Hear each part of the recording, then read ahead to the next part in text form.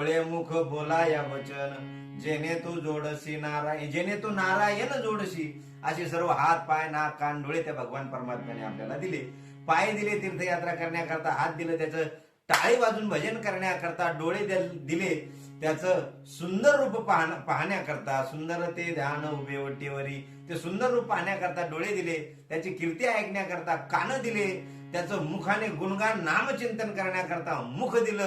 या सर्व गोष्टी आपल्याला त्या भगवान परमात्म्यानं त्याला प्राप्त करून घेण्याकरता दिल्या. पण आपण वापरतोय मात्र सर्व विपरीत कारणाकरता. पाय कशाला? ताब्यावर जायला. हात कशाला? पत्ते जोडायला. तोंड कशाला? पिक्चरचे गाणे गायला. नाक कशाला? दारूचा कोणता सुगंध आहे तो घ्यायला. जीभ कशाला? तिचा सुगंध, तिचा रस चाखायला. डोळे कशाला? मोबाईल पाहायला. कान कशाला? हेडफोन अटकायला. आणि त्याचा दुसरा उपयोग झाला तो म्हणजे कोरोनामध्ये त्याचे ते काय म्हणते मुंगस लटकायला. ते मुंगस लटकला, मुंगस ते मास्क अटकायला.